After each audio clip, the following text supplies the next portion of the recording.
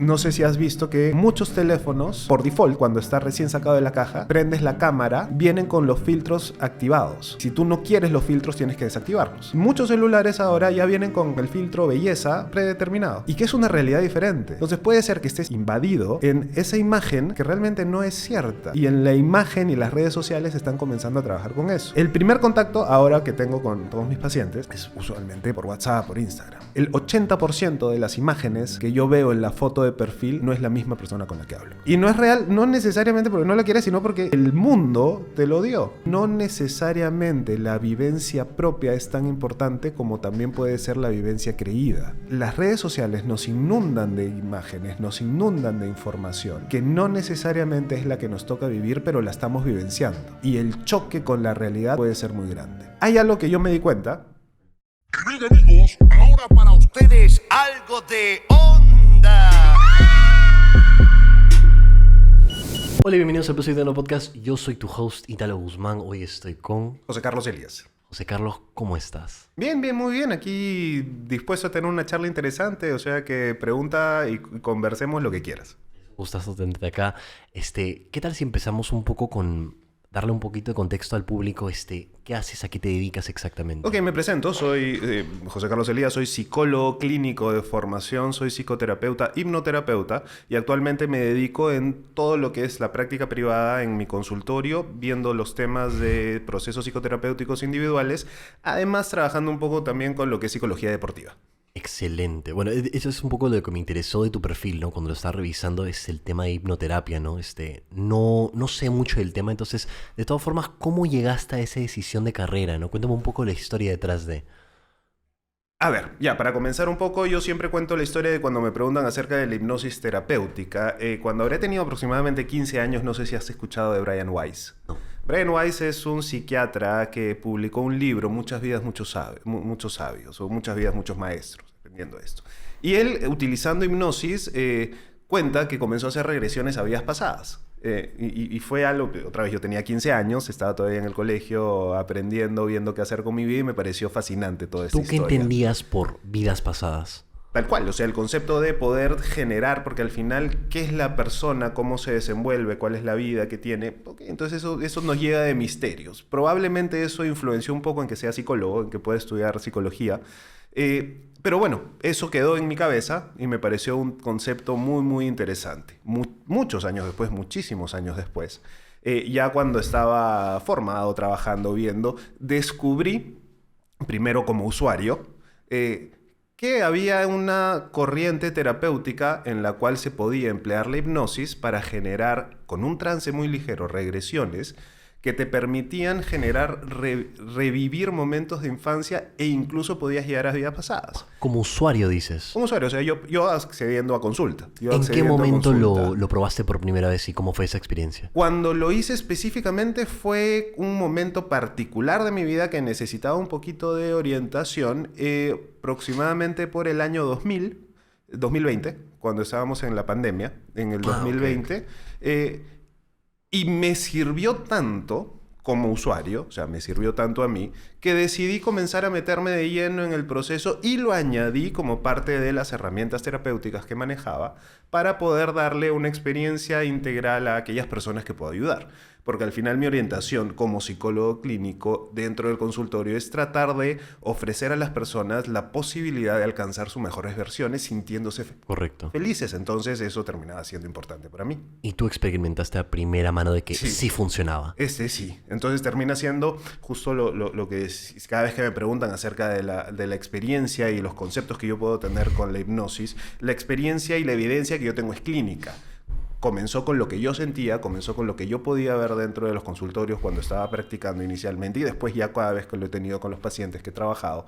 Y termina siendo importante la herramienta que te permite alcanzar y conseguir muchas cosas valiosas porque la sensación y la experiencia catárquica que te puede generar el revivir algunos momentos es extremadamente liberadora. Y para ese entonces, ¿por qué habías acudido particularmente a hipnoterapia? O sea, ¿por qué optaste por ese tipo de tratamiento? Cuando estaba buscando, viendo cuáles eran las opciones que tenía, viendo cuáles eran las formas, como dije inicialmente, había dentro de mi recuerdo la posibilidad de que con una regresión con hipnosis a vidas pasadas Recordaste, pudiera claro. ser. Entonces fue como, ok, probemos, y después me formé. ¿Y tú Y tenías después- algunas dudas con respecto a ese proceso? Eh, Oye, ¿qué fue? Oye, ¿y tú? ¿En qué estás? Ya, no te queremos cortar. Vamos a ser breves. ¿Estás suscrito o no estás suscrito? ¿Tú sabías que más del 90% de personas que ven nuestros videos no lo están? Eso quiere decir que tú probablemente no estás suscrito. ¿Qué esperas? Suscríbete y de paso activa la campana para que te notifique de nuevos videos. Y mínimo un like. Mínimo. Y ahora sí, sigue viendo el podcast. Pura. yo siempre me he considerado una persona extremadamente, ¿cómo decirlo? No sé si desconfiada, pero necesito probar las cosas. Correcto. Necesito ver si realmente funciona. Mm. Y fui con la disponibilidad y disposición a ver qué ocurre, a ver qué pasa. a ver ¿Tenías qué se dudas? encuentra. ¿Pensabas que de repente no Sí. iba a funcionar? Yo pensé que no era por ejemplo, uno cada vez que siente la idea de que podré o no podré ser hipnotizable, o sea, seré sujeto de hipnosis o no seré sujeto de hipnosis. Realmente la hipnosis sirve, realmente la hipnosis está ahí. O sea, son miles de ideas que puedes tenerlas inicialmente, las cuales las vas despejando conforme va pasando el tema. Para hablar, ahorita me estás diciendo de hipnosis, he tenido solamente 2 casos de personas con las cuales no he podido llegar a un trance hipnótico en el que se ha podido avanzar y conseguir algo. ¿Y cuál crees que ha sido el factor que no ha permitido eso? Las condiciones dadas, un déficit de atención severo, que no permite generar una concentración lo suficientemente profunda para poder llegar al trance hipnótico. Entonces tú dirías que para este proceso, bueno, esta terapia particular, sí se necesita bastante concentración por ambas partes. No es bastante concentración, pero sí se necesita concentración. Ok. O sea, y cuando digo casos de déficit de atención severo, déficit de atención severos. Severo. O sea, severos que realmente es muy difícil que alguien pueda mantener la concentración. Porque la hipnosis es un estado de concentración hiperfocalizada. Cuando yo utilizo la hiperconcentración focalizada, te estás concentrando en la otra. Y nos pasa mucho, nos pasa absolutamente a todos. No sé si te ha pasado alguna vez que te has puesto a leer un libro tan interesante que comenzaste de día, levantaste la mirada y era de noche y se habían pasado 2 horas. ¿Por qué? Porque te centraste tanto, Correcto. te concentraste tanto en lo que estabas haciendo, El tiempo voló. que el tiempo voló. Eso es un trance. Ese es más o menos ese es el trance hipnótico. Solamente que cuando decimos, y cuando yo digo que es hipnosis terapéutica, porque está controlada por el terapeuta. Entonces la focalización es en el terapeuta. Y cuando estás en la dinámica bidireccional con el terapeuta, es que comenzamos a hacer las herramientas necesarias para obtener los objetivos terapéuticos que estamos buscando. Que es comenzar a recordar, revivir y experimentar algunas cosas que nos permitan sobrellevar de alguna mejor manera aquellos puntos que necesitamos y que estamos buscando corregir. Claro. ¿Y qué exactamente involucra un proceso de hipnoterapia? O sea, ¿cómo funciona? Explícame un poco una típica sesión. Lo único que necesitamos es tener la posibilidad de tener un espacio para conversar, oírnos y vernos de una manera adecuada en un ambiente lo suficientemente tranquilo que nos inspire confianza. Ok, esos E son los incluso lo requerimientos. puedo hacer, incluso lo hago en línea. O sea, comencé Ah, haciéndolo mira. en línea. Comencé haciéndolo en loco. línea.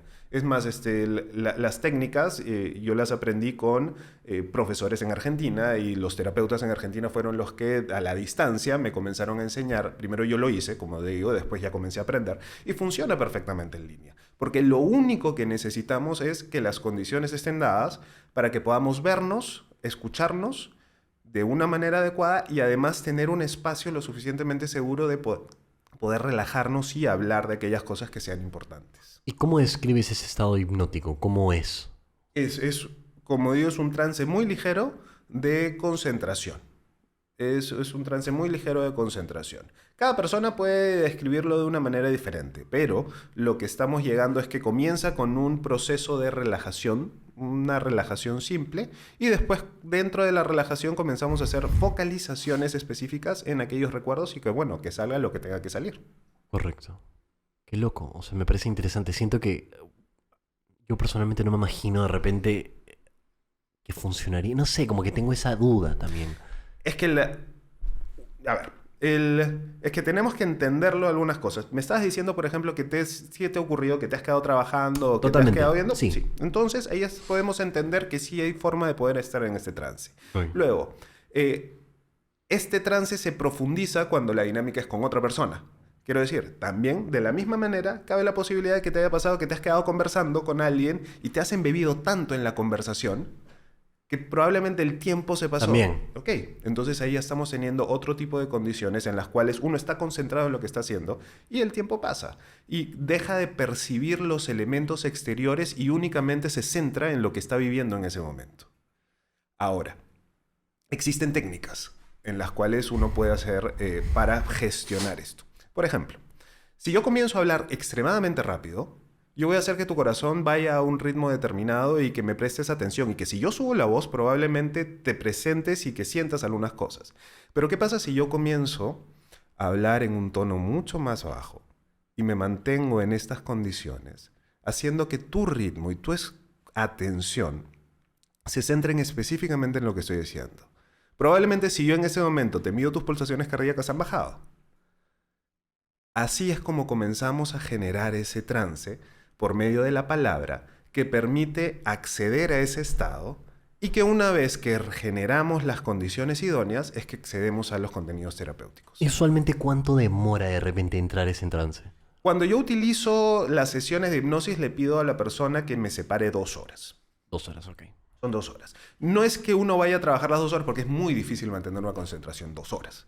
Pero sí necesitamos un periodo previo de entrar en este trance para tener un tiempo determinado en poder trabajar de acuerdo a lo que necesitamos y a los objetivos terapéuticos. Porque también, otro de los puntos es que para mí la hipnosis terapéutica es un elemento voluntario. No es como salen las películas, no es como salen los shows que tú no quieres y de pronto yo hago así y ya estás hipnotizado y tú Correcto. haces lo que quieras. No. Es un acto completamente voluntario. Si alguien quiere ser hipnotizado, es posible que sea hipnotizado. Si no quiere ser hipnotizado, no va a pasar. O sea, ponte que yo entro a una sesión contigo y simplemente estoy con la mentalidad de que no deseo de que pase. No va a pasar. pasar. Nada. No va a pasar Ok. nada. ¿Por qué? Porque vas a poner barreras que van a hacer que no ocurra lo que quieras. Ahora, muchas veces también la ansiedad evita que uno entre en trance hipnótico. Dice, yo quiero ser hipnotizado, yo quiero ser hipnotizado, yo quiero ser hipnotizado, y estoy tan ansioso en que ocurra que eso también puede ser una traba. Entonces, al final lo que yo digo es que, tranquilos, vamos viendo poco a poco a ver qué ocurre, a ver qué sale y alcancemos el nivel adecuado para poder trabajar. Claro. Y esto nos da muchas herramientas y nos da mucha información. Yo siempre digo, cuando un paciente acude conmigo a su consulta, a la primera consulta, viene con una historia armada en su cabeza para decirme qué es lo que quiere y qué es lo que necesita. Ok. En la sesión de hipnosis, lo que yo pregunto es aquello que no necesariamente me quiere decir a la primera. Es aquello que no necesariamente viene preparado para contarme. ¿Y cómo logras a que una persona se abra lo suficiente para que pueda contarte ese lado? Con la confianza necesaria, y esta es una de las cosas que me gusta de la hipnosis terapéutica como herramienta dentro de, por ejemplo, lo que utilizo cuando lo utilizo en una etapa inicial, es acelerar el proceso. Porque probablemente lo mismo que consiga me lo puedas decir después de muchos meses en que hayamos establecido un vínculo terapéutico y podamos generar la confianza necesaria. Pero cuando estamos en el proceso, al estar en condiciones y en disposiciones de hablar de aquello que realmente es lo importante, porque estamos teniendo una conversación bidireccional con la mente no consciente, nos permite acceder a aquellos recuerdos que en este instante son los que necesitamos hablar. Correcto. Y esto acelera el proceso muy rápido. ¿Y cómo es que funciona el proceso del momento en donde, por ejemplo, tú estás un poco descifrando estos pensamientos que tienen, por ejemplo, inconscientemente, en general, como que ahí...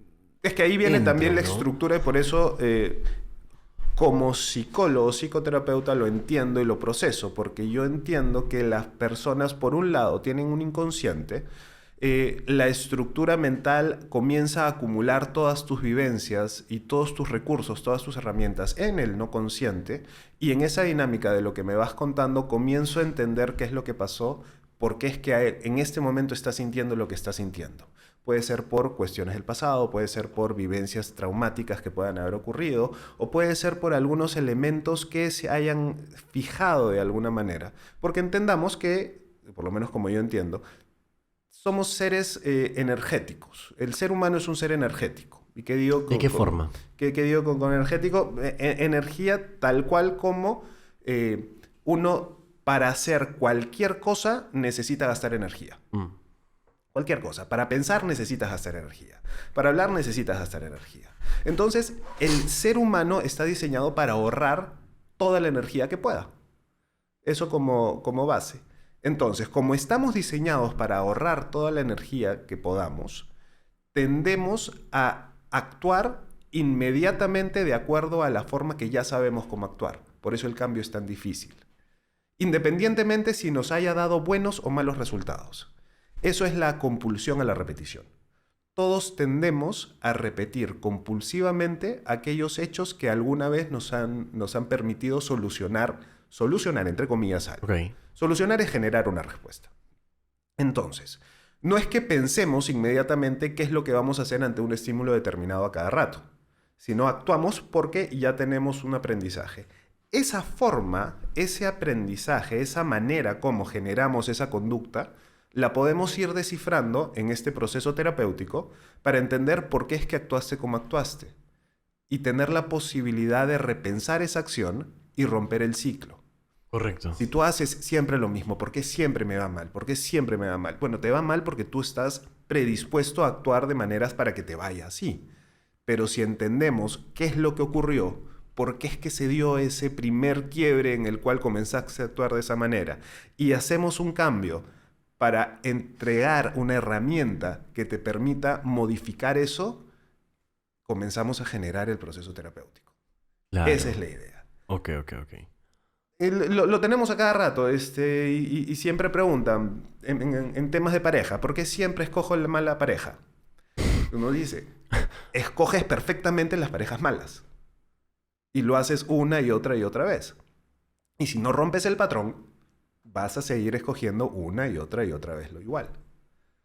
Entonces hay que entendernos, saber qué es lo que hacemos para poder actuar de una manera consciente dentro de lo que se pueda para generar una sensación de logro y satisfacción y felicidad. Creo que para muchas personas incluso, o sea, es algo que ellos ni siquiera reconocen la culpa también con respecto a... Bueno, hablando de parejas, ¿no? Hay muchas personas que simplemente dicen, ¿por qué siempre me tocan todos los hombres, tal? Pero creo que también, reflexionando a veces pensando en lo que me dicen algunas amigas, creo que también tiene que ver mucho con su selección, pero no se percatan de que están repitiendo como un cierto patrón, ¿no? Es que usualmente no te das cuenta de toda esta dinámica porque son dinámicas inconscientes muy de base. Y hablábamos de pareja, podemos hablar de absolutamente todo lo demás. ¿Por qué yo reacciono de una manera determinada ante un hecho específico? Y ahí es donde podemos entender y ahí es donde comenzamos a trabajar para que las personas puedan, como digo, sentirse mejor, poder alcanzar su desarrollo y en última instancia ser felices. Claro. Pero tú, por ejemplo, ¿conoces algún tipo de, no sé, aspecto negativo o peligroso de repente de lo que es la hipnoterapia? ¿Tiene algún aspecto negativo? Si tiene un aspecto negativo, tendría que... A ver, como toda herramienta, es simple y llanamente una forma de poder aproximarse para conseguir algo. Sí debería ser hecho por alguien que esté preparado y alguien que sepa cómo hacer. Correcto. La opinión que yo siempre tengo es, por ejemplo, un médico cirujano, si va a abrir, tiene que saber cerrar. Necesariamente. Si no sabes cerrar una operación, no cortes primero. Ok. Exactamente lo mismo. Es, si tú vas a abrir elementos emocionales, sé lo suficientemente preparado para poder controlarlos y cerrarlos y no dejar a la persona mucho más movilizada de lo que estaba al principio. Ese es el único pero. Por eso, si es que hay alguien que necesite o considere hacer alguna terapia con hipnosis, lo único es que verifique que lo está haciendo con algún profesional que por lo menos tenga alguna noción, como decir psicólogo, un psicoterapeuta, que pueda abordar todo lo que pueda aparecer y todo lo que pueda salir. He visto muchas personas que no son psicólogos, que no son psicoterapeutas, que realizan procesos de hipnosis y al final terminan quedándose solo en la parte, pero le dejan a la persona, ok, entonces ahora con todo lo que has descubierto, con todo lo que has visto, Ya, arréglatelas, claro, arréglatelas tú. Por eso el trabajo terapéutico, y es una herramienta, no es lo único que ocurre. Y por eso yo lo utilizo a veces, la mayoría de los casos, en el inicio del proceso terapéutico, porque yo siempre digo también, si bien en esa sesión de hipnosis no necesariamente se va a poder corregir absolutamente todo lo que se necesita, por lo menos me va a dar pie para saber dónde está la punta del hilo de la madeja para saber dónde jalar. Y en el resto del proceso y en el resto de las sesiones ya comenzamos, ya sabemos dónde comenzar a jalar y dónde irnos acercándonos al punto medular, que es la génesis necesaria de lo que queremos corregir. Correcto. Entonces, sí o sí, para poder realizar hipnosis, la idea obviamente sería que seas una persona, un hipnoterapeuta. Sí, no, primero... Porque, por ejemplo, o sea, ¿qué con estas personas que realizan, por ejemplo, hipnosis de ciertas otras formas? Porque se puede utilizar de otras formas, ¿verdad? El tema de la hipnosis, sí, a ver, como estamos hablando de un trance muy ligero, pero trance al fin y al cabo, es un estado alterado de conciencia, controlado. Y dentro de esta etapa sí existen elementos de regresión, que es justo el revivir aquellas experiencias, ya sea de infancia o de vidas pasadas, como también de sugestión, porque estás en un estado mucho más predispuesto a asumir aquellas ideas que van a apalancar cambios positivos o cambios en tu vida. Pero justo yo también estaba diciendo algo inicialmente, que tú tienes que estar motivado a querer hacerlo. Eso del control mental no es que exista tanto, quiero decir. No. Si tú, hablemos de religión, por ejemplo, si tú crees en Dios, y en trance hipnótico yo te digo, Dios no existe, automáticamente vas a generar una barrera defensiva y ya no me vas a hacer caso. Okay. Porque está yendo en contra de tus creencias de base. Ahí digo que no existe esa forma de poder borrar mentes, no existe. Pero si estábamos hablando de una situación en la cual estás emocionalmente lábil y te encuentras emocionalmente movilizado porque has tenido un recuerdo de infancia que puede haber sido doloroso, o estás teniendo un recuerdo que no necesariamente ha sido cierto, tienes que saber cómo tomarlo. Y si no lo sabes tomar o no lo sabes llevar bien, puede quedar abierto y puede generarte más dudas que otra cosa. Porque estás en un momento vulnerable. Porque estás en un momento vulnerable. Porque estás completamente focalizado en lo que está ocurriendo en consulta y generas una sensación de confianza y alianza terapéutica con tu terapeuta. Entonces confías en tu terapeuta. Y su terapeuta no necesariamente te dice las cosas o por lo menos te lleva hacia un lugar adecuado para ti. En esos casos sí podría ser un poco más perjudicial. Claro. Entonces, igual de todas formas, entonces tú dices que la hipnosis no es como típicamente puede ser mostrado de esa otra forma, por ejemplo, del control. Y claro, no existe. Por lo menos de lo que yo he visto, lo que yo sé, no existe porque no se puede dar tal cual. O sea, es necesario generar algunas condiciones. Cuando hablamos de hipnosis, hay un 5% de la población mundial que puede ser incluso hasta operada con hipnosis. No va a sentir absolutamente nada. 5% de la población mundial. Hay 5%... ¿De qué forma? Porque vas a generar un trance tan profundo... Pero no me dices que, por ejemplo, es un trance ligero. Por eso. Hay un 5% de la población mundial, de toda la gente que te puedes encontrar, que ese trance ligero lo va a maximizar. Y va a entrar a un trance muy profundo. Al final, lo que yo he podido ver son condiciones propias de cada uno.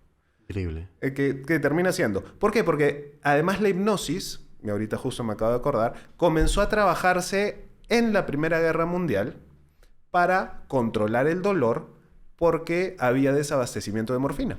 Estamos hablando de la Primera Guerra Mundial. Correcto. Tenías un montón de gente que necesitaba atención médica, necesitaban realizar operaciones, no había morfina, o sea, tenías que hacerlo así. Y entonces, ¿de qué manera? Ok, entonces tratemos de hacer algún trance hipnótico para comenzar a sobrellevar de la mejor manera. Y se pudo ver que habían algunas personas que alcanzaban tal nivel de profundidad que se podía incluso hasta generar operaciones. O sea, se probó a partir de la Primera Guerra Mundial. Se probó entre comillas. Tema de operaciones. Se probó entre comillas. Entonces, ¿hay registro de esto? Sí hay registro de esto, pero como te digo, son entre comillas porque no es que se buscara hacer, sino que se necesitaba hacer algo. Claro. Era una suerte de poder hacer esto. Existe un 5% de la población que nunca va a poder ser hipnotizada. ¿Por qué? Porque nunca va a poder ser hipnotizada. Pero existe un 90% que alcanza este trance lo suficientemente ligero para poder llegar a conseguir los objetivos terapéuticos. Y yo digo que los objetivos terapéuticos porque en el proceso hipnótico tienes y yo necesito que estés consciente. Yo necesito que estés consciente en todo momento, porque si no, no es terapéutico para mí. Si no, yo te podría contar una historia y decirte, mira, las cosas son así y tú me crees. Claro, y no te ayuda. Y no te ayuda. Por eso yo necesito. Dentro de mi experiencia me ha pasado, y me ha sido extremadamente frustrante, con un paciente que después de hacer una regresión a una vida pasada, terminó la sesión y me dijo, ¿qué pasó? Y le dije, ¿no recuerdas nada?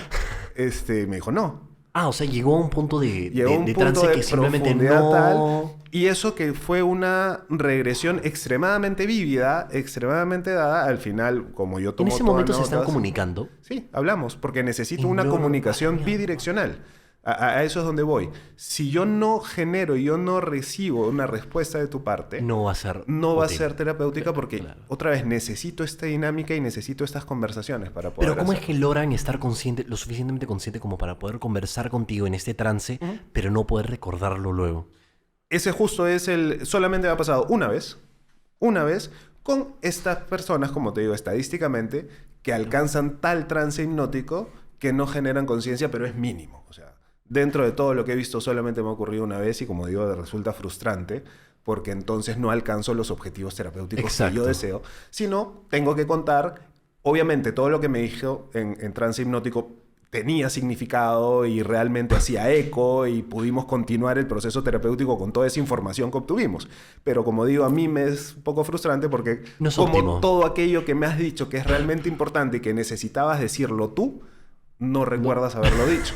Pero bueno, son cosas que pueden pasar en el consultorio. ¿Y cómo sacaste, bueno, cómo se saca, de dónde sale esa cifra del 5% del mundo que supuestamente puede entrar a este trance? Cuando me formé, manejábamos con esto. Hay manuales muy grandes de hipnosis.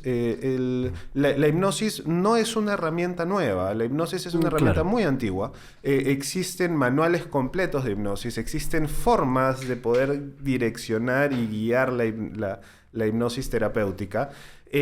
Existe una gran corriente, por ejemplo, no sé si has escuchado el PNL, la programación neurolingüística, que está orientada a la hipnosis ericksoniana, que es una hipnosis netamente conversacional. Lo que estábamos hablando, el trance hipnótico se puede obtener en una misma conversación. Si la conversación estás tan embebido dentro de la conversación, generas ese trance hipnótico con la otra persona. Correcto. Lo que yo aplico es una hipnosis un poco más clásica, en la cual sí está focalizado en el terapeuta, en la voz del terapeuta, en las condiciones que el terapeuta está dando para que se pueda acceder a este estado alterado de conciencia mínimo y que se pueda alcanzar aquellas informaciones necesarias. Correcto. Entonces, tú me decías de dónde está la información. Existe un gran manual de unas 1500 páginas que es el Handbook de Clinical Hypnosis, que permite saber y conocer cuáles son los usos y dinámicas. Y eso es lo más estructurado dentro de lo que es la hipnosis. Pero ahora, como te dije también, la experiencia clínica es la que permite encontrar muchísima más información al respecto. Correcto. Y la hipnoterapia, por ejemplo, es un tratamiento que funciona mejor con cierto tipo de problema, por ejemplo. O sea, ¿es más efectivo tratando ciertos tipos de problemas? Funciona, y en mi práctica funciona con cualquier tipo de dolencia emocional. Ok. Porque yo entiendo que toda dolencia emocional implica algún hecho específico en tu vida que desencadenó esta repetición compulsiva y que cuando se genera conciencia y se revive el momento, comienzas a entender y a sanar aquellas cosas. Ok. Entonces, al final, si me dices que si para una sensación de tristeza, melancolía, angustia, sí, funciona. Funciona para todos aquellos elementos. Teniendo también límites, porque yo entiendo que el ser humano es psique-soma. El cuerpo y la mente están completamente unidos. Entonces, si ya tenemos casos específicos de patología orgánica, necesitas un acompañamiento médico también. Ok. Por ejemplo, si estamos hablando de una depresión orgánica en una persona, necesariamente necesitas el tratamiento psiquiátrico. Si estamos hablando de un trastorno obsesivo compulsivo orgánico, necesitas un tratamiento psiquiátrico. Si no, no vas a poder alcanzar. O sea, el tema de la salud mental es un tema muy delicado que hay que entender desde todas las variables. La parte psicológica es muy importante, pero lo que dije hace un rato, psique-soma. El cuerpo está ligado a la mente. Sin cuerpo no hay mente. Y si el cuerpo está mal, la mente también está mal. Correcto. Yo siempre le pongo el ejemplo. Un hipertenso. Un hipertenso, por más que medite, no le va a bajar la presión. Necesita pastillas antihipertensivas.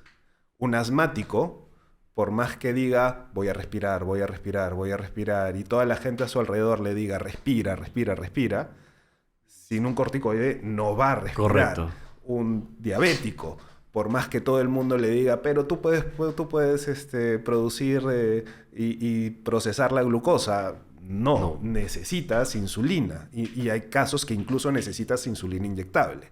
Igual, una persona con depresión, por más que todo el mundo le diga, sé, estate contento, sé feliz, que el más Sí, vaya donde psicólogo y le diga, tú puedes, sé feliz, no vas a lograr absolutamente nada. Exacto. Entonces, hay que tener mucho cuidado con esto. La ansiedad. Yo no puedo agarrar a una persona que está en una crisis ansiosa y decirle, calma, tranquilo. ¿Por qué no? Lo que sí tienes que hacer es probablemente utilizar esas herramientas para controlar la crisis. Correcto. Pero y una de las cosas que yo siempre digo, cuando tú trabajas con ansiedad, lo que tienes que trabajar es la confianza y la seguridad, no la calma y la tranquilidad. Porque si te centras en la calma y la tranquilidad, estás trabajando con el síntoma. Pero necesitas llegar a la base. Y cuando hablamos de ansiedad, por ejemplo, es la confianza, es la seguridad. Si tú estableces un nivel de seguridad, la ansiedad y la angustia va a comenzar a disminuir. Correcto. Pero si yo tengo un paciente, y que me ha ocurrido, que de pronto llega a consulta, que está comenzando a tener un ataque de pánico, lamentablemente esa sesión, lo único que puedo hacer es gestionar la crisis. Correcto. Y trabajar ahí, pero eso no me permite profundizar en aquellos temas que tendríamos que haber profundizado en esa sesión. Por eso el tratamiento psiquiátrico termina siendo importante. Porque el tratamiento psiquiátrico lo que nos ayuda es a controlar aquella sintomatología orgánica, más no entender de base qué es lo que está. Por eso muchos casos que requieren es un tratamiento en conjunto. Porque por un lado, el tratamiento psicológico nos permite ir solucionando algunas cosas, mientras el tratamiento farmacológico psiquiátrico controla la sensación Claro, orgánica. necesita de ambos. Entonces, muchas personas necesitan de En ambos. muchos casos. Y cuando se alcanza la sensación de mejora, perfecto. Entonces ya podemos salir de la situación en la que estamos. Lo que te iba a decir más bien era que tú mencionaste este tema de vidas pasadas. ¿Cómo le explicas eso a una persona, por ejemplo, que no tiene la menor idea? No suelo hablar mucho de ese tema antes de, sino es un elemento que ocurre dentro de la sesión terapéutica. Algunas personas saben y conocen del tema y lo consideran, algunas otras no lo está. Pero cuando uno está en el trance, por lo menos cuando yo estoy trabajando lo que es las sesiones de regresión, le pregunto a las personas dónde ocurrió lo que hizo que comiences a sentirte así. Y la respuesta puede ser muy abierta y comienzan a explicar situaciones que no necesariamente son de la vida que reconocen como la actual. Y comienzan a contarme una serie de sucesos con vidas completas, narraciones enteras, ligadas a sensaciones, sentimientos. Y yo lo que hago en ese momento es, tal cual como tú estás haciendo, Elsa Mueca, no, sino simplemente recojo la información y comienzo a analizar qué es lo que me está diciendo.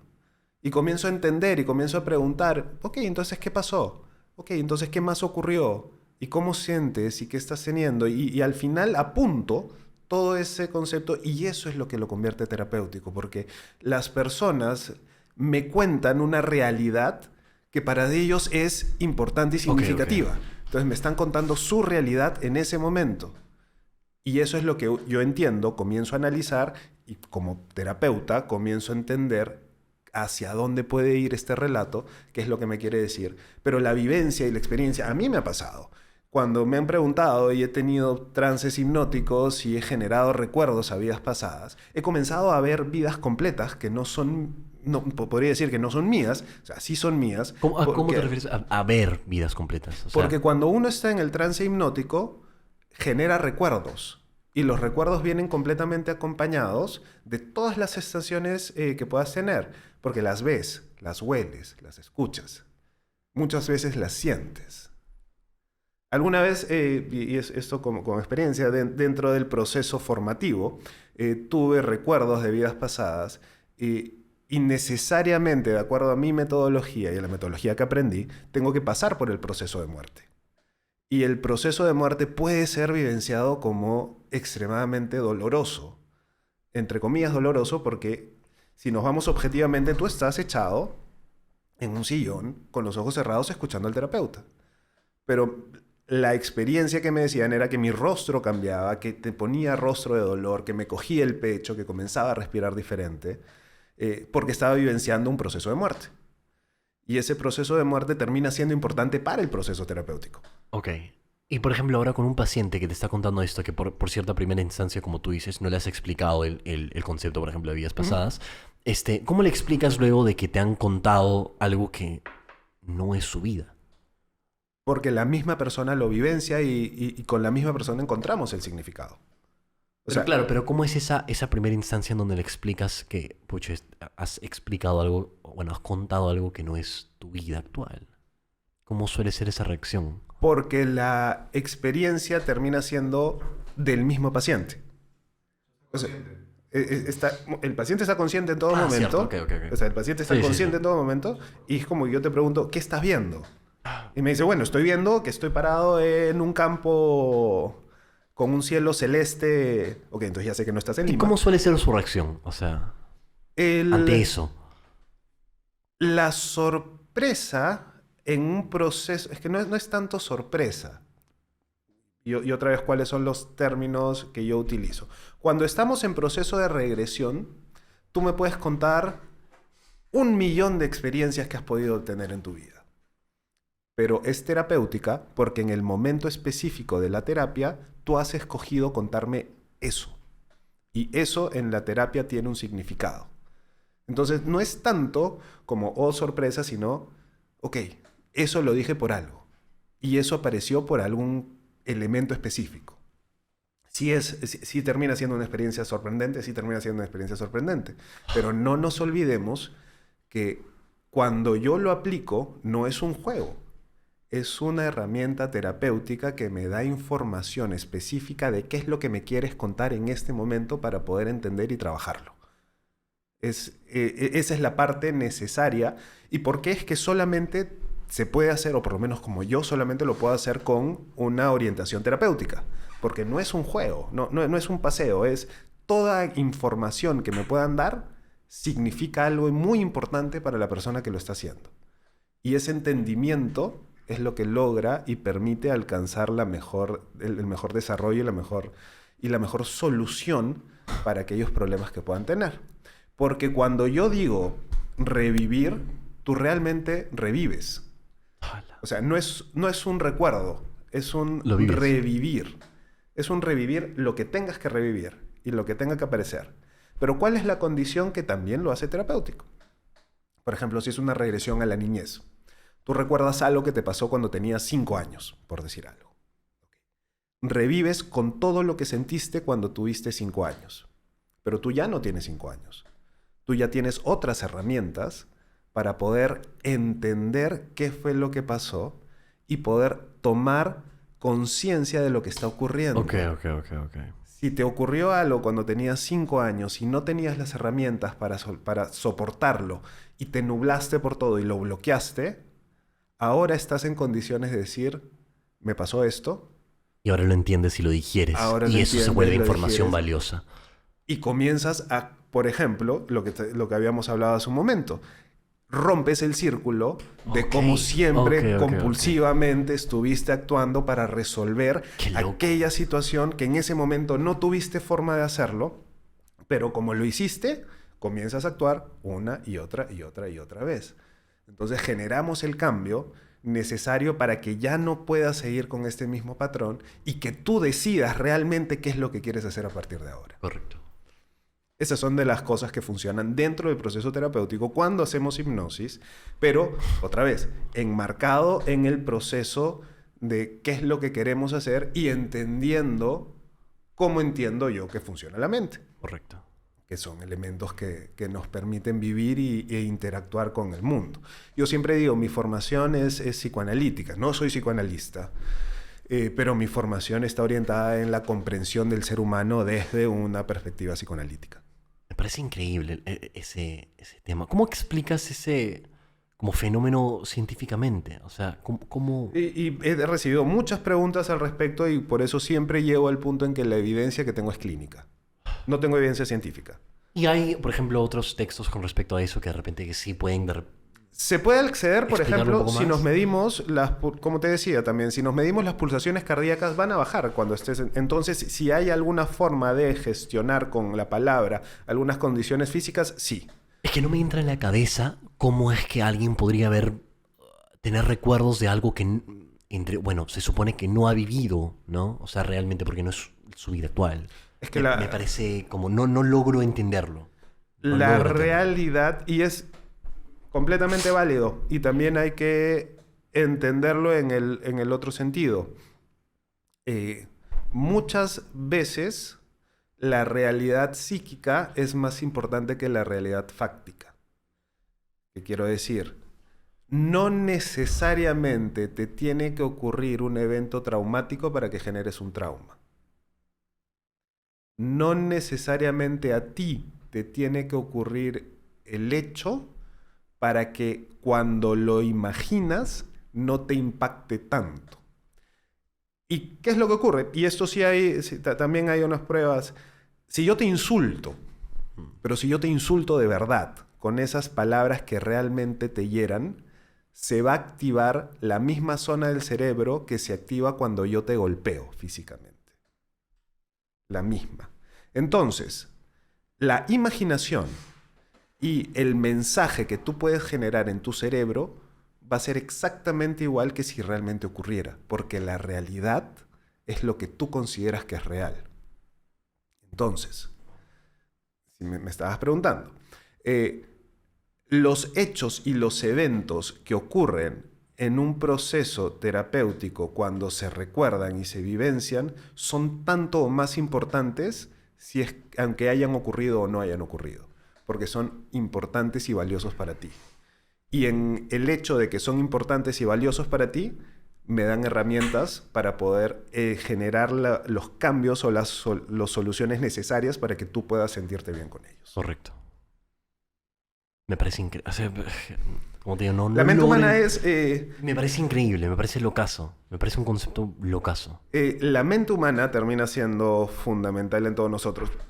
A ver, yéndonos al plano más abstracto que podamos pensar.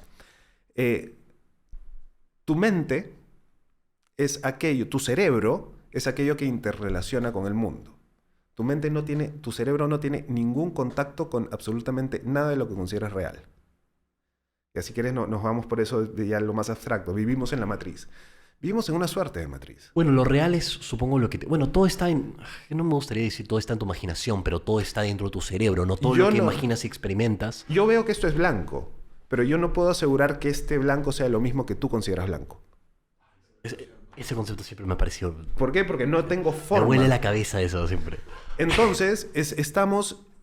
Si al final de cuentas lo único que relaciona es cómo nuestro cerebro entiende las sensaciones eléctricas de nuestros sentidos. Y así vivimos, y esa es una realidad. Y como tenemos que adaptarnos a la realidad en la que vivimos, existen conceptos como este, que uno puede generar recuerdos que no necesariamente ha vivido, pero que son importantes para ti. Y entendiéndolos, podemos trabajarlos, porque si no los consideramos, perdemos de vista algo que puede ser importante. No digo que ocurra siempre, pero puede ocurrir.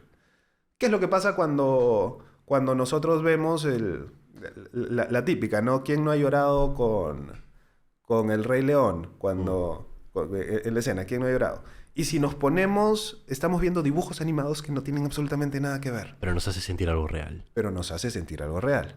Porque movieron fibras emocionales dentro de nosotros. Otra vez, objetivamente estamos viendo un dibujo animado que además ni siquiera se asemeja a la realidad porque estamos viendo figuras antropomórficas, animalizadas. O sea, nuestro cerebro debería decir, esto es lo más absurdo que hay sobre la faz de la Tierra, no debería ni siquiera considerarlo. ¿Por qué me genera emoción? Porque la emoción va mucho más allá a este concepto real que podemos tener. Y eso es lo que en el proceso, y eso es lo que es importante en el ser humano. El ser humano tiene una carga emocional muy alta. Uno de los análisis que alguna vez he hecho en mi vida es que, sobre todo la cultura occidental, la cultura oriental, no sé, no la conozco tanto, pero la cultura occidental, hace más de 2000 años le hicieron creer que el ser humano es el animal racional. Y no hay nada más extraño que eso, porque el 90% de nuestras decisiones son emocionales. El ser humano no tiene nada de racional realmente. Es un ser emocional, que con sus emociones comienza a interactuar. Entonces, si nosotros nos basamos en la racionalidad del ser humano, solamente vamos a poder captar un muy poco porcentaje de lo que puede llegar a ser. Lo que tenemos que centrarnos, donde me centro, es en aquellos contenidos emocionales que son los que nos hacen generar aquellas decisiones. Y es todo un proceso. Y ese muchas veces es el proceso terapéutico porque el ser humano es un ser que va madurando y va avanzando dentro de su vida y va creciendo y va teniendo algunos procesos, algunos cambios. Y realmente cuando llegas a un nivel de madurez es cuando puedes generar algunas acciones que te van a ayudar y que van a ser de autocuidado para ti. Correcto. Y que, otra vez, eso es lo que yo busco en el proceso terapéutico. Que las personas puedan sentirse bien, puedan sentirse a gusto con ellas mismas, estableciendo aquellos hitos específicos que necesitan. He llegado a entender que la felicidad es hacer lo que uno quiera hacer siempre y cuando uno cuide su integridad física y psicológica. Y el aprender a cuidar tu integridad física y psicológica requiere de mucho trabajo. ¿Por qué? Porque físicamente no estamos preparados a esto. Un adolescente, ¿cuáles son las condiciones que tiene un adolescente? Un adolescente va a sentirse completamente influenciable por su grupo de pares y psicológicamente con una sensación de invulnerabilidad máxima, que no le va a pasar absolutamente nada. Y eso hace que se pierda el cuidado de la integridad propia, ya sea física y psicológica. ¿Por qué? Porque físicamente el cerebro del adolescente está preparado a eso. Por eso termina siendo una persona muy influenciable y muy vulnerable.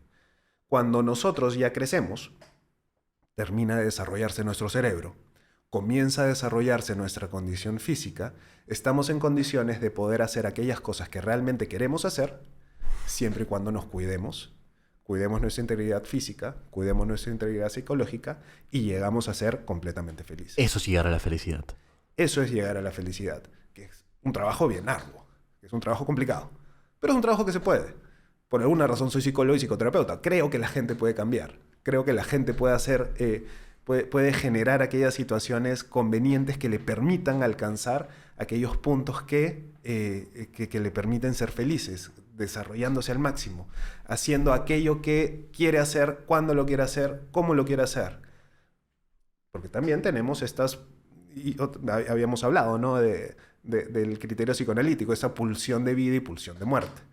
Muchas veces nos guiamos hacia la destrucción interna. ¿Por qué? Porque es inherente en el hombre.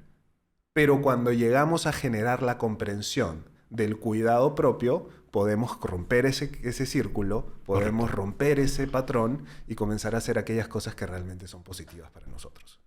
Pero es todo el proceso terapéutico y es todo lo que buscamos en que, como me decía, la posibilidad de que la persona se pueda desarrollar y alcanzar todo aquello que su potencial lo permite. Porque el potencial humano es altísimo. ¿Cuántas veces nosotros mismos nos ponemos las barreras? Totalmente. Me acaba de acordar algo que a mí me pasó y que lo descubrí en mi terapia, en algún proceso terapéutico. Una vez tenía una presentación muy, muy importante. Y eso que estás manejando, pensando en tu presentación, yendo a la oficina, al mismo sitio donde iba siempre, donde el camino me sabía de memoria. Y de pronto comencé a manejar para otro lado. Y llegué tarde. O sea, qué absurdo. Si ya tenía todo listo, estaba pensando en la presentación, sabía que tenía que ir a la presentación, pero eso es lo que se denominan los actos fallidos. O sea, ¿por qué es que mi inconsciente comenzó a generar una acción contraria a lo que yo quería? Y entendiendo por qué es que podría haber sido, cuáles son las implicancias que esta presentación podía tener, qué es lo que realmente se podía conseguir, se entiende por qué hacemos eso. Puede ser que inconscientemente estabas evitándolo. O sea, Posibilidad. O lo que implica hacer, porque si realmente en ese momento hacía bien la presentación, probablemente hubiera tenido que asumir más responsabilidades. O hubiera tenido que generar una mayor exposición. Y O tú hubiera dentro de tenido lo que más y probablemente en implícita. el nivel inconsciente no quería hacerlo. pero entonces tú en ese momento de repente te enfocaste tanto en las emociones por medio de que como que te desconcentraste, ¿se podría decir? Más que desconcentrar, era clarísimo que no quería ir. Ok. Entonces era una tomó forma control tu- y yo racionalmente decía, no, tengo que ir, pero emocionalmente No. no quería. Al final, ¿qué ganó? ¿La razón o la emoción? La emoción. Entonces había que entender la emoción para saber qué cosas racionales hacer. Qué loco. Por eso uno parte, o por lo menos como yo siempre digo, tenemos que partir de la emocionalidad, porque la emocionalidad... Si yo te digo, y va exactamente igual a lo que habíamos hablado hace un ratito, si yo te digo, sé positivo, sé positivo, sé positivo, ok, ya, ¿y qué gano con eso? Claro. Tengo que entender por qué emocionalmente no necesariamente eres tan positivo. Y aquí pues, entramos a algunos aspectos. Habíamos hablado un rato, la salud mental es fundamental. Y habíamos dicho que psique y soma es lo mismo. Si uno está pasando por un proceso depresivo, diagnosticado depresivo, no una tristeza prolongada, no. Hablamos de una depresión mayor. Cuando hablamos de una depresión mayor, uno de los síntomas es la ideación intrusiva. Comienzan a venir ideas a tu cabeza que no quieres y además estas ideas suelen ser negativas. Entonces, si tú me llevas al consultorio y yo te digo, piensa bonito, o sea, piensa en positivo. Si tú estás en unas condiciones en la cual, por la condición misma de la depresión, vas a estar pensando cosas negativas, no voy a ganar absolutamente nada. Entonces Sí, ahí necesito controlar biológicamente, orgánicamente esos síntomas y luego comenzar a entender cuál es la emocionalidad atrás de ese pensamiento negativo. Correcto. Y cuando desciframos la emocionalidad atrás, es que podemos generar ese insight que permite generar el cambio y comenzar ahí sí a entender, ok, entonces busquemos la manera de que las cosas vayan a salir positivo. Porque probablemente lo que quieres es, lo que decíamos, ¿no? De repente hay algunos elementos no conscientes que lo que generan es que quieres quedarte ahí. Entonces entender cuál es la ganancia que puedes generar por otro lado. Correcto. Esa es la forma y así es como comenzamos a trabajar y a gestionar todo el proceso.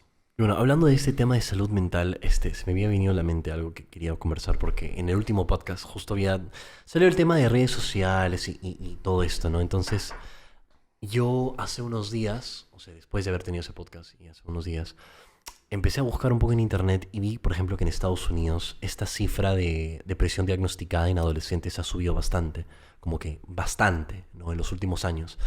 Y rápido. Entonces, me puse a pensar y quería saber, o sea, tu opinión, ¿cuán crucial crees que ha sido o cuán clave crees que ha sido el factor o el papel que ha jugado las redes sociales en este incremento de cifra de depresión diagnosticada en adolescentes en Estados Unidos, por ejemplo? Lo que sí creo es que somos cada vez más conscientes de que existe la depresión. Ok. Somos más conscientes de que existen las enfermedades mentales. Eso es como punto número 1. Ok. Entonces, al tener mucha más noción de que puede existir, estamos hablando de que se va a encontrar más. Obvio. Eso de todas maneras. Ok. Pero las redes sociales sí terminan siendo un elemento fundamental dentro de la conformación de las personas. Habíamos hablado de los adolescentes hace un rato. La adolescencia empieza en la pubertad, termina básicamente cuando los cambios fisiológicos corporales reducen en su intensidad. ¿Por qué? Porque estamos hablando de grandes cambios físicos, grandes cambios hormonales y grandes cambios fisiológicos, hasta la estructuración del cerebro se está modificando en ese momento. Entonces, habíamos dicho 2 características de los adolescentes: la sensación de invulnerabilidad y la influencia de pares. Entonces, las redes sociales han venido a comenzar a generar una influencia muy grande en todo, porque también lo hemos dicho hace un momento, que no necesariamente la vivencia propia es tan importante como también puede ser la vivencia creída. Las redes sociales nos inundan de imágenes, nos inundan de información, que no necesariamente es la que nos toca vivir, pero la estamos vivenciando. Y el choque con la realidad puede ser muy grande. Hay algo que yo me di cuenta. No sé si has visto que muchos teléfonos, cuando prendes la cámara, por default, cuando está recién sacado de la caja, vienen con los filtros activados. Y si tú no quieres los filtros, tienes que desactivarlos. No me he dado cuenta. Muchos celulares ahora ya vienen con el filtro belleza predeterminado. ¿De verdad? Sí. No sabía. Entonces tú te tomas la foto y por default está el filtro. Si quieres no tenerlo, tienes que desactivar el filtro. Y que es una realidad diferente. Entonces puede ser que estés inundado, invadido en esa imagen que realmente no es cierta. No es real. Y no es real, no necesariamente porque no la quieres, sino porque el mundo te lo dio. Y en la imagen y las redes sociales están comenzando a trabajar con eso. El primer contacto ahora que tengo con todos mis pacientes es usualmente por WhatsApp, por Instagram. El 80% de las imágenes que yo veo en la foto de perfil no es la misma persona con la que hablo. ¿De verdad? O sea, no es que no sea la misma persona. Claro, pero me refiero como que bastante alterada, por ejemplo. Es una foto completamente... El 80% de las personas... Mira, saben que está. Entonces estamos viviendo en esta realidad que necesitamos generar esta información basada para redes sociales con algunos filtros determinados que no necesariamente son los que equivalen a los parámetros de realidad con los que vivimos. Entonces, si me dices que es posible que este choque con la realidad esté ocurriendo, es altamente posible.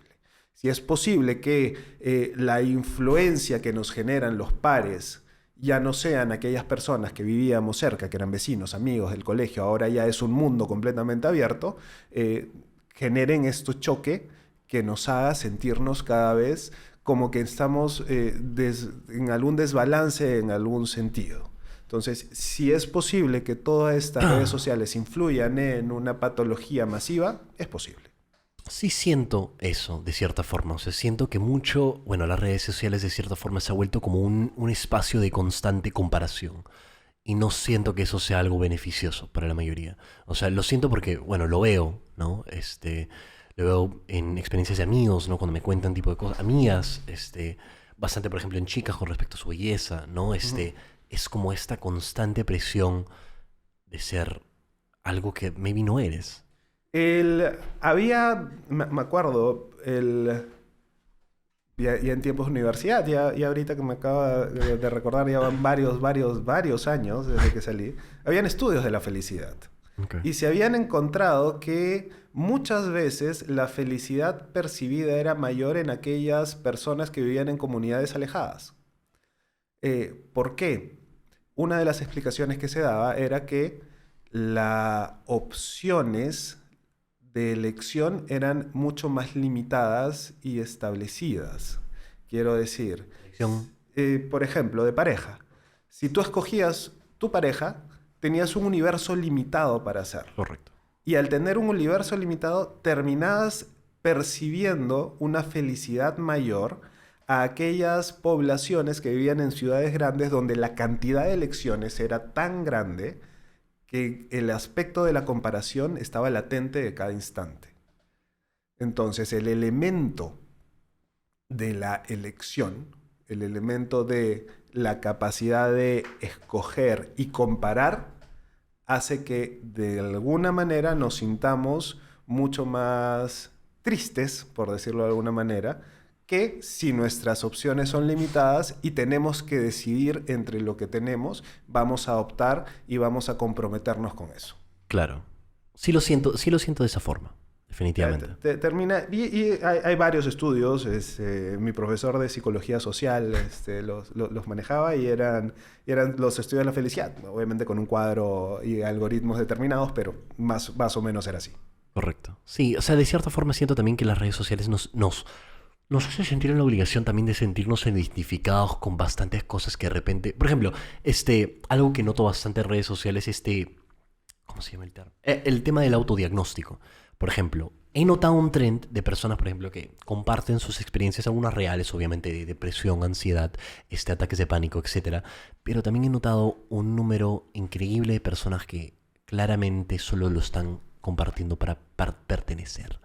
¿Me entiendes? Entonces siento que es como si hubiese un fenómeno de personas autodiagnosticándose. Es que existe, por lo menos una de las cosas que yo creo es que vivimos en la teorización del TikTok. Al final TikTok termina siendo una fuente de información mucho más importante que cualquier otro medio. Y no necesariamente es cierta y no necesariamente es real. Esa exposición a la información termina siendo determinada. Y sí, el autodiagnóstico, por el mismo hecho de generar esta mayor conciencia, algunas cosas hasta cierto límite está bien. Y hasta cierto límite no me parece mala, porque estamos hablando de temas que nos ayudan a, generar una mirada. Pero, otra vez, una depresión única y exclusivamente puede ser diagnosticada por un profesional de la salud. Y un profesional de la salud mental, nada más. Por más que tú te digas, oye, estás cabizbajo, estás deprimido, no.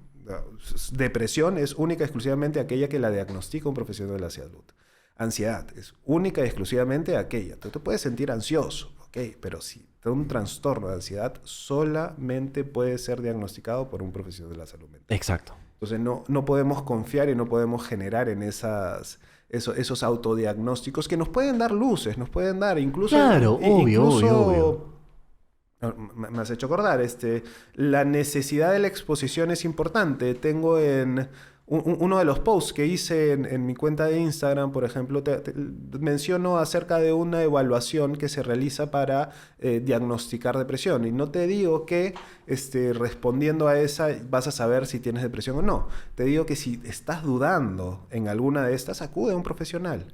Y cuando acudas al profesional vas a poder descartar y ahí vas a poder saber y ahí vas a saber cómo corregirlo y cómo hacerlo. O sea, yo no niego la posibilidad de que no niego la certeza de que las redes sociales y TikTok influencian de una forma positiva porque claramente es un medio de información masiva, ¿no? Entonces, o sea, te puedes informar de una forma bastante fácil. Y eso es bueno, puede ser beneficioso. Sin embargo, me queda claro que hay bastantes personas, por ejemplo, hablando de cómo funciona el algoritmo de TikTok, ponte, si yo soy triste y ahorita decido ver ponte que estoy triste en general, y decido ver un video triste, lo más seguro es que durante el resto del día mi algoritmo me muestre videos tristes, ¿no? Sí. ¿Y qué pasa si estos videos tristes también tienen que ver con, no sé, ponte, relatos de personas con depresión, etcétera? Y yo digo como que, maybe me identifico. Y agarro, yo me autodiagnostico. Digo, yo también tengo depresión. Y ese es lo que me causó ruido. Que siento que es algo que pasa. Sí. Y también va pero creo que siempre ha ocurrido, ¿ah? Sí, okay. Sí, siempre han ocurrido cosas parecidas. Siempre va a estar de moda alguna patología. Siempre va a estar de moda alguna patología. No sé si... Qué loco decir eso. Actualmente creo que todos pueden detectar y determinar que tienen un grado de autismo.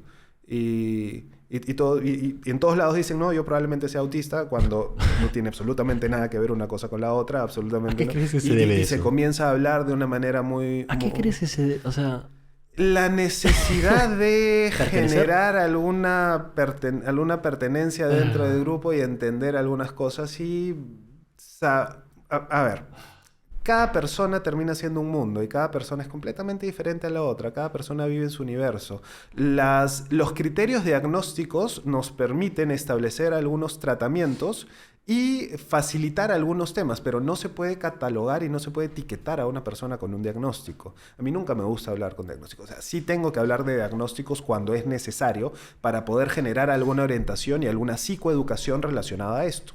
Pero no se puede etiquetar a la persona como enferma o con un diagnóstico determinado, porque entonces estás perdiendo todo eso. Y es mucho más fácil hablar de eso y es mucho más fácil identificarse, por eso también el tema de que está de moda. Si está de moda hacer de una manera determinada, ok, entonces vamos, en buena hora que sea así. Eso explica muchas cosas. Pero es tomar las cosas a la ligera, no es entrar de lleno y profundo a lo que realmente necesita y lo que realmente se busca. Claro, pero eso también es lo que me causa ruido. O sea, me parece que en redes sociales, por ejemplo, ahora, como es tan fácil...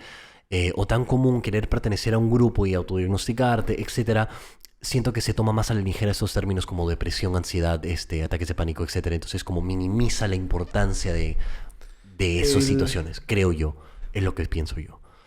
Por lo menos lo que yo sí siento es que las normalizan. Okay. Y eso es lo que puede ser preocupante. Porque yo siento que vivimos en una condición en la cual se está normalizando, bueno, pues tengo conductas depresivas. Bueno, pues tengo conductas depresivas. ¿Qué hago? Soy depresivo. No necesitas vivir con esos síntomas toda tu vida. O tengo ataques de pánico. Sí, pues tengo ataques de pánico, ya sé qué me pasa. No tienes por qué vivir con ataques de pánico. Entonces, se necesita el siguiente paso necesario para comenzar a actuar, porque todas esas condiciones se pueden corregir. Todas esas condiciones se pueden tratar. Todos esos síntomas. Uno no tiene... Hay un elemento... Un elemento que yo lo considero uno de los más importantes, por ejemplo, si hablamos de la depresión, que es la anedonia. La anedonia es ese afecto plano en la cual no sientes placer por las cosas. Vivir sin placer es una vida completamente triste, apagada, sin pasión. Esa es la definición, ¿verdad? Sí. Okay. Ese es uno de los conceptos. Y hay mucha gente que se está acostumbrando a vivir con anedonia. Y realmente no se tiene por qué aceptar eso. Y eso es una decisión personal que con un acompañamiento adecuado cabe la posibilidad que se reencauce los síntomas y las emociones. Por eso digo que no tenemos que acostumbrarnos a vivir de acuerdo a un concepto, de acuerdo a un diagnóstico, de acuerdo a una patología y decir, bueno, pues soy así. Uh-huh. Ahí es donde tenemos que generar el cambio que no necesariamente se acepta, que no necesariamente se permite. O sea, por un lado, sí, estamos teniendo una mayor visibilidad de todos estos temas. Sí, se está hablando mucho más, en buena hora. Ahora, comencemos a actuar. Correcto. Ahora comencemos a generar, ok, ya, perfecto, sí, hice mi autoanálisis y creo que sí, perfecto. Entonces acude a terapia. Entonces acude a lo que necesitas acudir. Ve con quien creas y consideres que necesites estar. Ese es el mensaje. Claro, la preocupación de repente sería la falta de actuar, ¿no? La falta de actuar en general. Se están consiguiendo muchos avances. Acá por lo menos si bien todavía falta mucho, pero la salud mental está comenzando a tener alguna importancia mayor. Los centros de salud comunitarios están permitiendo... Estamos hablando del contexto de Perú, ¿verdad? El contexto de Perú. Okay. Los centros de salud comunitarios están cada vez habiendo más, cada vez teniendo mayor importancia. Falta. Me parece excelente eso, porque es definitivamente algo que he notado, ¿no? O sea, pero se está avanzando. Se está avanzando. Claro. Ahí sí no puedo decir que no se está haciendo nada. Falta muchísimo más, definitivamente. Pero bueno, que por lo menos se tienen que empezar en algún punto. Claro. Es una de las cosas que noté en primera instancia con Perú. O sea, con respecto a Perú en general, siendo también una sociedad un poquito más conservadora, ¿no? Entonces nunca le ha dado, creo yo, el enfoque necesario a las emociones, el tema de salud mental, ¿no? Pero qué genial que se estén logrando esos avances porque definitivamente es lo que necesita. Se necesita, pero por eso, o sea, se necesita muchísimo más. Obvio. Se necesita muchísimo más. Obvio. La posibilidad, y ahí está la importancia de los psicólogos, ahí está la importancia de los profesionales de la salud mental para que puedan estar orientados dentro de varios temas y varios ambientes. Y que estamos hablando, una de las definiciones de salud mental que a mí más me gustan es una persona con salud mental adecuada es aquella que tiene la capacidad de amar y trabajar. Y cuando decimos la capacidad de amar es aquella capacidad de establecer vínculos positivos con los otros. Y cuando hablamos de trabajar es aquella posibilidad de producir, crear, innovar, generar estos espacios productivos para uno. Entonces, si al final de cuentas nos vemos, y ya que estábamos hablando de estos autoanálisis, si nos vemos en condiciones de establecer vínculos positivos con los demás y podemos ser productivos en nuestro trabajo, hagamos lo que hagamos y tenemos esa capacidad creativa, esa capacidad innovadora, estamos bien.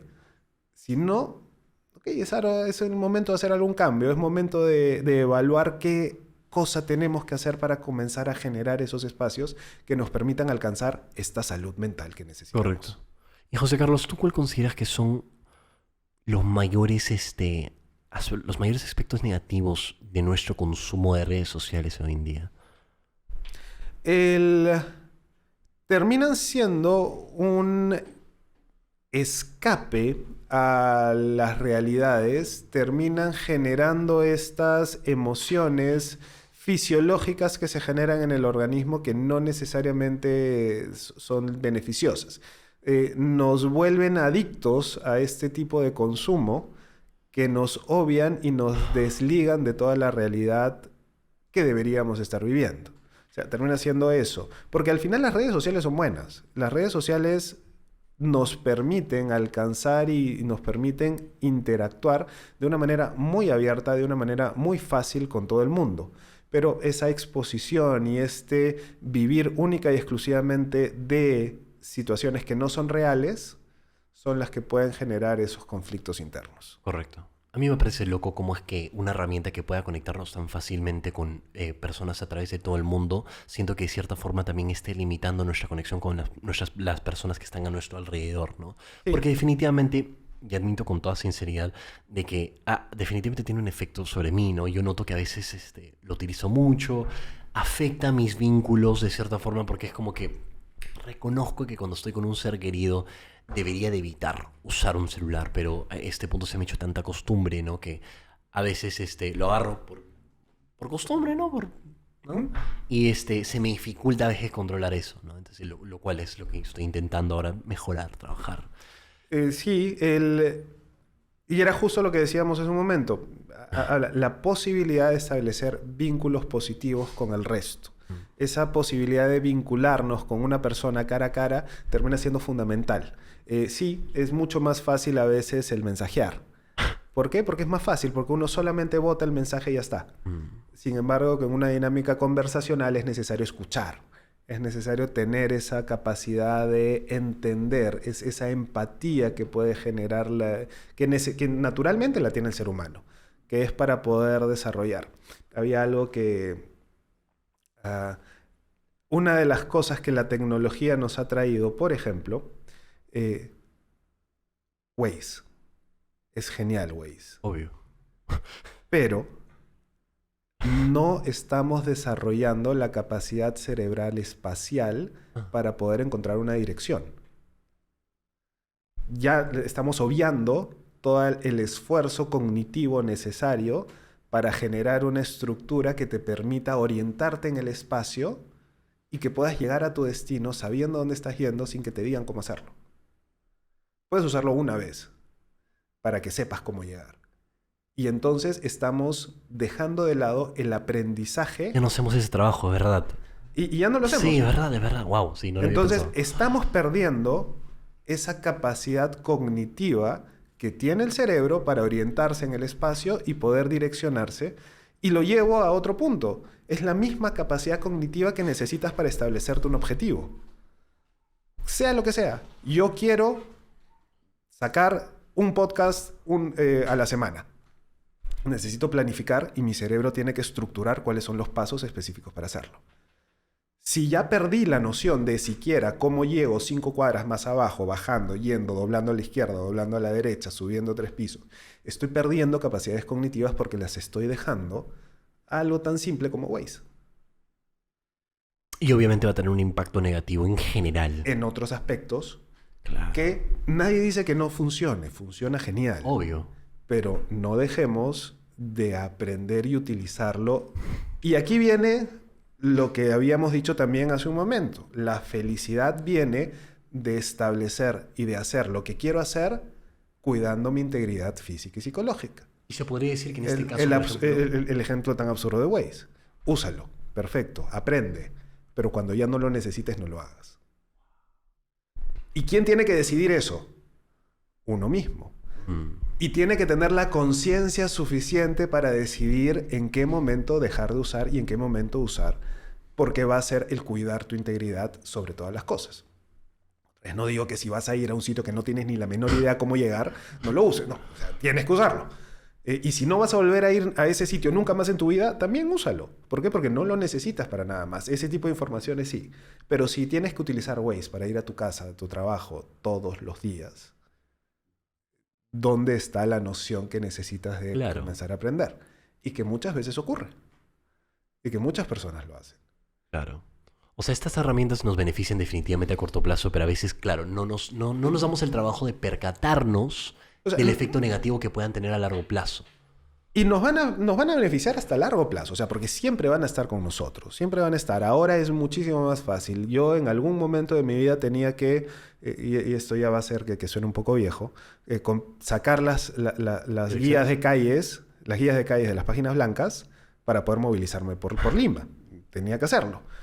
Alguna vez hice un viaje cuando era mucho más chico, con mis papás a Estados Unidos, y era alquilar el carro con el mapa. Ahora ya no lo necesitas, no existe. ¿Por qué? Porque ya porque ya el celular tiene absolutamente todo. Y está bien, facilita las cosas si lo vas a hacer una vez en tu vida. Pero si ya va a ser parte de tu continuo, necesitas generar y aprender esos conceptos necesarios para que puedas hacerlo. Entonces, sí, a largo plazo también ayudan, y Waze va a funcionar siempre, las redes sociales van a estar siempre, la mensajería instantánea va a estar siempre. Cada vez es más necesaria. Yo dudaba mucho de los procesos psicoterapéuticos en línea. Realmente los consideraba como no es posible, no me da lo mismo que el cara a cara. Descubrí que no, que puedes impactar de la misma manera en un tratamiento y en una sesión remota, porque realmente no tienes las condiciones de poder estar cara a cara con la persona, sea cual sea la condición, estén en el mismo país o no, estén alejados, pero se puede impactar exactamente igual. La transferencia y la contratransferencia se generan en espacios virtuales también, son herramientas terapéuticas. Se generan también en estos espacios remotos. Entonces, sí son elementos que nos permiten, sí son elementos que nos dan muchísimo, pero tenemos que entender y tenemos que controlarlos para saber hasta qué punto tenemos que hacer el corte y decidir, esto puede dañarme. Claro. Y esa es parte de la decisión madura que uno recién comienza cuando ya está en un nivel. Y justo lo que también hablábamos hace un momento, a un adolescente no va a estar en las condiciones y en las capacidades de decir, sí, pues necesito a veces dejar el teléfono para poder movilizarme, porque su cerebro no está preparado para eso. Y ahí está la figura del resto de la sociedad, en especial de los padres cuidadores, que son los que tienen que enseñar los límites para que se puedan asimilar y se puedan después exteriorizar incorporados en las conductas propias. Correcto. Pero esto es un proceso de maduración. Me cuesta trabajar con adolescentes, por ejemplo, porque tengo que trabajar mucho no solamente con adolescentes, sino también con el papá. ¿Por qué? Porque el adolescente tiene unas condiciones propias dadas que las entiendo y que se pueden trabajar, pero a veces necesitan una guía. Una persona no necesariamente toma las mejores decisiones, cuidando su integridad, que es la regla básica para la felicidad, si no estás en condiciones de entender realmente qué es bueno y qué es malo para ti. Y eso aparece usualmente cuando uno alcanza la madurez. Y aquí sí, en experiencia propia, veo que los 20 se han convertido en una adolescencia tardía. Los 30 recién uno comienza a tomar decisiones medianamente importantes sobre la vida. Ya a los 40 uno alcanza el nivel de madurez lo suficiente para decidir. No digo que antes no se puedan tomar decisiones importantes en la vida, sí se tienen que hacer. Pero uno comienza a ver las cosas diferente ya cuando tiene una edad mayor para analizarlas. Claro. Y ahora, hablando de límites y bueno, los adolescentes, por ejemplo, a mí me da curiosidad. ¿Cuál crees que sea una edad óptima en donde los jóvenes deberían de poder utilizar, 1, celulares y 2, redes sociales? Me da curiosidad ese tema. Termina siendo completamente relativo porque es imposible ahora desligarnos de esto. ¿Por qué? Porque es el medio de comunicación real en el cual la gente interactúa ahora. Entonces, si lo quitas, terminas teniendo un paria. O sea, necesitas celular, necesitas redes sociales desde muy temprana edad. ¿Qué es lo que ocurre? Que tiene que estar supervisado, tiene que estar controlado y tiene que estar monitoreado. Y se tienen que entender cuáles son aquellos mecanismos. Con jóvenes, yo, ya un poco mayor, un poco viejo, terminaba no entendiendo cómo un videojuego como Fortnite en su momento generaba vínculos de socialización. ¿Por qué? Porque tenías forma de incluso hablar cuando estabas en plena partida. Y ese era el mecanismo. Entonces, si tú tienes un hijo y le dices no puedes jugar Fortnite, no vas a socializar con tu grupo de pares. Pero necesitas saber con qué grupo de pares estás socializando. Correcto. Por eso necesitas tener el control. ¿Por qué? Porque no van a poder discernir, porque en la adolescencia no se puede discernir todavía qué es lo bueno y qué es lo malo. Recién lo puedes hacer y recién lo puedes tener cuando has pasado esta etapa de maduración. He llegado a entender que estas, que nos pueden sonar medianamente simples, pero estas clasificaciones por edades son importantes. Las clasificaciones por edades son importantes, porque hay contenidos que son importantes para unos y que otros no los van a poder entender. Okay. Y esto lo descubrí con mi hija. Tengo una hija ahora tiene 10 años, que le gustan los animes. Okay. Le encantan los animes. Y los animes para nosotros, entenderlos es un poco diferente porque todos son dibujos animados, pero sí, cada uno tiene su contenido específico, cada uno tiene un grupo etario específico. correcto. Y son contenidos muy fuertes y muy amplios en muchos sentidos. Y ahí yo tuve que comenzar a aprender y generar la dinámica con mi hija y decirle, cada vez que quieras ver algo, dime qué quieres ver. Tengo que investigar Claro, de pero qué tú se puedes poner trata los límites. para Ok. que yo pueda poner el límite y decirle, ok, ese puedes verlo. Claro. Este no puedes verlo. Porque existen muchas cosas que bajo el dibujo o bajo la forma de un dibujo animado, de una película animada, Mascaran un poco. pero eso le enmascaran para nosotros. Sí. Porque otros mercados que están acostumbrados a este tipo de contenidos ya saben qué ver y ya saben qué Claro. no ver. Entonces, por eso para nosotros. Hay algunas algunas series que he podido ver yo y decirle, ok, sí, estás en condiciones de verlas, sí está bien. Hay otras que le digo, ya sabes qué, no hay forma. Esto no lo vas a poder ver. Y no necesariamente por los contenidos gráficos, sino para mí, más que nada, son los contenidos de criterios morales. ¿Por qué? Y utilizando, ahorita justo me acaba de venir a la mente, los cuentos de hadas. Los cuentos de hadas pueden ser las cosas más sangrientas y trágicas que pueden ver las primeras historias de Cenicienta, las primeras historias de La Sirenita, de Blancanieves, son historias trágicas. Pero, ¿qué es lo que ocurre con estas historias? Las reciben los niños desde muy chiquitos, pero no hay dualidad moral. El bueno es bueno y va a hacer todo lo necesariamente bueno que pueda hacer. Y el malo es malo y va a hacer todo lo que el malo tiene que hacer. Y va a existir esta lucha entre el bien y el mal, que al final suele ganar el bien. Y en este conflicto moral tienes muy claro qué cosa está bien y qué cosa está mal. El bueno es bueno y todo lo que haga el bueno va a ser bueno. El malo es malo y tiene que hacer todas las cosas malas.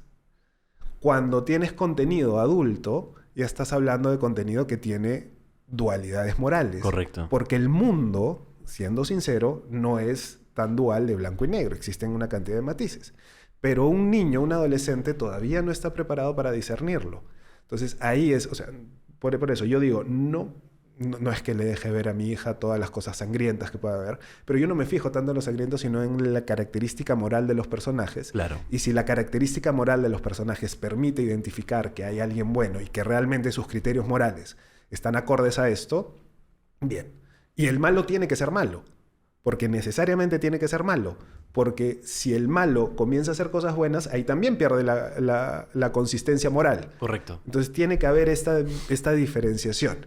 Y eso sí lo puede entender un niño, y eso lo va a ir entendiendo un adolescente conforme vaya creciendo, dependiendo del adolescente. Y por eso decía que estas etiquetas de 16 a más, restringido, 7 a más, PG, terminan siendo una buena guía. Terminan siendo una buena guía referencial. De ahí hay que entenderlo bien a ver qué está, pero termina siendo una buena guía para la construcción. Entonces, hay que guiarlos, hay que entregarles a los chicos estos límites. Porque el chico, el adolescente, tengo otro hijo de 13 para 14 años, está con todo su derecho de hacer la pataleta que quiera cada vez que yo le ponga algún límite. Porque cuando tú pones límites, tú estás poniendo los límites. El otro no necesariamente tiene por qué aceptar tus límites. Pero cuando estás en posición de autoridad, tienen que respetar tus límites. Correcto. Lo que muchas veces no se entiende es cuando, ya hablando también un poco del proceso terapéutico, una persona pone sus límites y la persona que tiene al frente no los quiere aceptar. Ujú. Y hay conflicto. Tiene que haber conflicto. Pero el conflicto se tiene que solucionar. Si no se soluciona es por qué existe esta falta de solución ante el conflicto. Porque los límites necesariamente tienen que llevar a soportar, entender, negociar y aceptar algunas condiciones dadas. Claro. O sea, me perdí en trance, pero no, pero sí, te entiendo, me parece perfecto, sí. Pero de todas formas, o sea, por casualidad, ¿tú lo has pensado, por ejemplo, con tu hija, con respecto al consumo de redes sociales y teléfono? Sí, y eso es justo lo que te decía. Mi hijo, por ejemplo, sí tiene redes sociales, manejadas por los papás. Ok. O sea, sí los tiene, puede interactuar, pero yo tengo.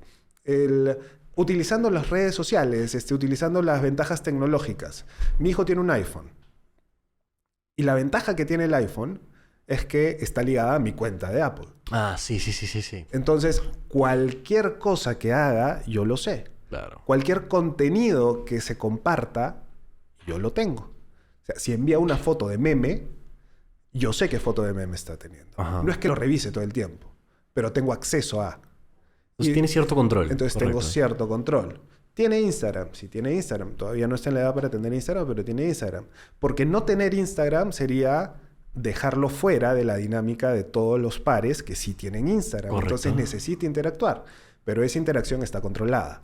Mi hija de 10 años tiene celular, sí, pero ella todavía no tiene redes sociales. ¿Y a partir de porque qué edad? su grupo de pares todavía no Ok, tiene. entonces conforme el resto del grupo Va a depender, Ok. va a depender de Bien. la necesidad que exista de los pares, porque Ya te entendamos que la socialización es la socialización con pares. Y por eso suele ocurrir más hacia la pubertad. ¿Por qué? Porque si entendemos el desarrollo infantil, cuando hablamos de niños, su orientación está más ligada a los padres. Uno de los quiebres en la pubertad y entrar a la adolescencia es romper el vínculo paterno y comenzar a ser mucho más influenciable para el grupo de pares. Los grupos de pares en la adolescencia son mucho más importantes que los padres. Correcto. Por eso se dice que los padres tienen que criar muy bien a los hijos en una primera etapa, porque después ya va a ser muy difícil inculcar los mensajes que uno quiere. Correcto. ¿Por qué? Porque van a escuchar los mensajes de los pares porque es natural, eso es lo que ocurre, así es la vida, no hay forma de cambiar eso, pero sí hay que acompañar, hay que guiarlo y hay que fortalecer y establecer. Entonces, si me dices, sí, las redes sociales son necesarias, ¿a partir de cuándo? Cada caso es específico, va a depender de la interacción que tenga con su grupo de pares y va a tener que ver con la inclinación y el desarrollo de cada persona. Claro. Porque cada persona es independiente. Hay algunos que podrán querer antes, hay algunos que podrán querer después, pero siempre el límite tiene que estar de base. Correcto. El límite tiene que estar de base del principio. Pero de todas formas lo determina un poco el ambiente y bueno, y la persona, ¿no? Sí. El usuario. Sí, eso sí. Bueno, José Carlos, tengo una última pregunta. ¿Cuál sería tu mayor consejo a estas personas, de repente adolescentes, por ejemplo, con respecto a su uso o consumo de redes sociales? Buena pregunta, porque al final, como mecanismo y como elemento de socialización es importante, pero entender que termina siendo un elemento única y exclusivamente de esa red social. No es parte de la vida cotidiana y de la vida del resto. A mí me gustó mucho el concepto, o por lo menos yo como entiendo las cosas, alguna vez hice fotografía. Y la ventaja de la fotografía es que tú enmarcas la foto y todo lo que es real en ese momento está dentro de la foto. Correcto. Y tú generas una escena, generas una imagen, generas toda una producción para que la foto revele una realidad que tú quieres y que no necesariamente es cierta, sino es manipulada. Hay que llegar a entender que todo lo que ves en una red social termina siendo esa foto. No estás viendo más allá de lo que realmente está ocurriendo. Me acabas de hacer pensar en esto de los influencers y cómo viven los influencers. Los influencers son personas que generan contenido en redes sociales para mostrar una imagen, una realidad que no necesariamente es la verdadera. Entonces hay que tener mucho cuidado de diferenciar. Me acabo de hacer acordar, hay un personaje, cuando llevaba los cursos de literatura, hay un personaje que es fundamental en toda obra, pero usualmente nadie se da cuenta que existe, que es el narrador. El narrador es una pieza fundamental, pero nunca podemos olvidarnos que el narrador es también un personaje. Y como ese personaje puede tener algunos criterios específicos, algunas características, porque es el narrador quien te enseña qué es lo que puedes y no puedes ver de esa realidad de la historia de ficción. Un influencer está siendo el narrador de una historia de ficción que decide qué cosa te muestra y qué cosa no te muestra. El narrador en un libro puede ser omnisciente, puede saberlo absolutamente todo, o puede ir descubriendo conforme va avanzando la obra qué es lo que está pasando, o puede saber unas cosas, desconocer otras. Estamos hablando de que el influencer que presenta todo esto es un narrador que de repente cuál es el personaje que está tomando no lo sabemos y te está enseñando partecitas de lo que está ocurriendo, pero no significa que esas partecitas sean reales. No significa que esas partes sean el todo existente. Y no significa que no se haya pasado por todo un filtro, como habíamos hablado al principio, de que se tome la foto con el filtro, que se genere un cambio de imagen completamente diferente y que no se muestre lo que realmente está pasando. Estás presentando una realidad producida. Está pasando una realidad producida. Y que adicionalmente es una realidad que nos hemos acostumbrado a vivir porque no necesariamente tenemos que ser influencers, como te estaba diciendo al principio, que el 80% de las imágenes que yo veo en WhatsApp no tienen mucho que ver con la realidad personal. ¿Por qué? Porque las personas también quieren generar en este medio, en estas redes sociales, ser su propio narrador de la historia, claro, enseñando lo que quiere enseñar. Y efectivamente las redes sociales se ha vuelto eso, simplemente es las personas mostrando algo que, bueno, no necesariamente es la realidad, ¿no? Es una realidad producida, lo que quieren mostrar, mostrando lo que quieren mostrar, lo que quieren demostrar, lo que quieren enseñar, que puede y no puede ser cierto, pero al final terminan demostrándose de alguna manera y, otra vez, hay que tratar de ser lo más conscientes posibles en entender que esto termina siendo una ficción, no es una realidad. Ocurre que, lamentablemente, habíamos dicho que los adolescentes todavía no tienen capacidad de discernir.